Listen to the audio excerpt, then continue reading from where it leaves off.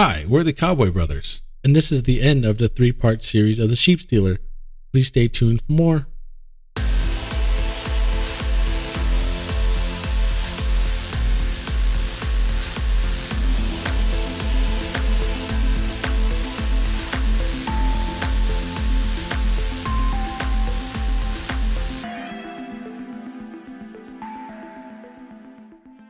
Sherbert stood there with a steady heartbeat, staring the beast right in his yellow eyes. The beast standing 7 foot tall, musky scent, stocky frame, ready to attack. Sherbert charges at the beast with a flying right hook, landing across its face. The beast stumbles back, but Sherbert, being relentless, continues to throw haymaker after haymaker, each hitting harder than the last. The last one causes the beast to drop to all fours. The beast growls and leaps at Sherbert, tackling him to the floor, pinning him to the ground. The beast tries to bite at Sherbert, but he moves his head to the right, leaving his shoulder vulnerable to its bite. Sherbert grunts in pain as the beast's teeth pierce his skin. Sherbert jabs his right thumb into the beast's left eye, causing the beast to release Sherbert's shoulder from its vicious bite. Sherbert stands up with a bloody shoulder and broken ribs. He sees his 38 on the ground just a few feet away from him. The beast gives one last attack at Sherbert, but he barrel rolls to the gun and picks it up. He turns and gets to one knee, lifts the gun with his right arm, and steadily aims at the beast. Time to get paid. A flash of the barrel lights up the beast's face. 2 more followed. The sound can be heard for miles as the beast stops in its tracks and looks down at its stomach. Sherbert runs toward the beast after it collapses from the gunshots. As he gets there, the beast transforms to Tex. Sherbert, lost for words, kneels next to Tex, surprised by the transformation. He noticed that Tex is still breathing. Tex? Tex? Can you hear me? What's going on? Where am I? We're at your sheep corral. You seem to have turned into the beast of some kind. What? A beast? Are you sure? That can't be right. Yes, I am sure. I just arrived here and did an initial inspection and just finished setting up camp when you attacked me. I don't remember that at all. Last thing I remember was laying down for bed. You must have transformed sometime after you fell asleep and made your way out here. I thought I had this thing under control, but I guess it's gotten worse. I'm sorry, but you kept attacking me, and I had a corn pollen filled bullets for my 38, especially made for tonight, and that's what I used to shoot you with. You gave me no other choice. No, I understand. I've been tormented with this for the past 15 years. I'm finally free of this curse. Thank you. Thank you for setting me free. Sherbert's heart dropped as Tex took his last breath. He reached out to feel for a pulse, but nothing.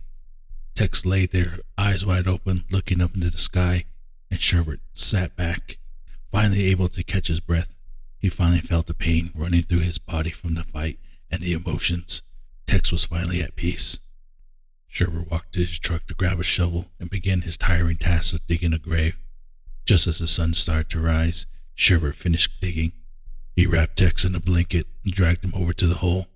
Sherbert only met Tex a day ago, but he felt he should say a few words on his behalf. Sherbert removed his hat. I am sorry for what took place tonight, but it had to be done. He seemed to be a good man, and hopefully he is welcome home. Sherbert put him in the hole and began to fill in the dirt. It was just as tiring as digging the hole, but it needed to be done. Once finished, he walked back to his truck and packed up everything. He got back into his truck, put his cowboy hat back on. He adjusted the rearview mirror and made sure his hat was on correct. He always seemed to see himself differently after each case, like it's taken a toll on him. Sherbert head sighed just to get his wounds addressed. Man, why is it that I have to go to IHS this early in the morning? The receptionist will probably be all grumpy this early, and the nurses too. They're just gonna ask for my chart number and I never remember that.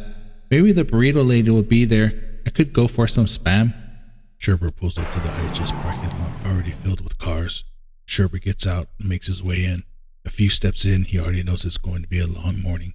He gets checked in and takes a seat. What is your chart number? I don't know. Come on, can't you see I'm in real pain here? And I have been up all night. Well, you should have thought about it before you came in.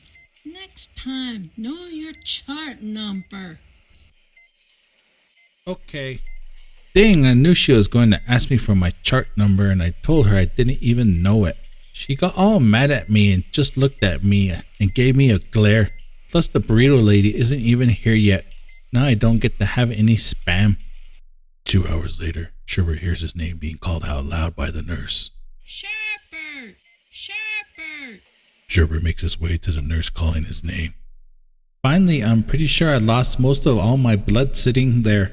All I'll get is probably aspirin and a whole lot of attitude for being here too early.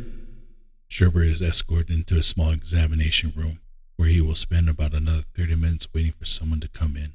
After 30 minutes of waiting on the table with the butcher paper covering it, which is now torn because he kept getting down and back up, the door opens and in comes the doctor. Sherbert looks up and sees.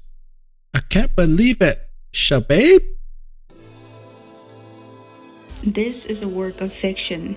Unless otherwise indicated, all the names, characters, business, places, events, and incidents in this story are either a product of the author's imagination or used in a fictitious manner. Any resemblance to actual persons, living or dead, or actual events is purely accidental.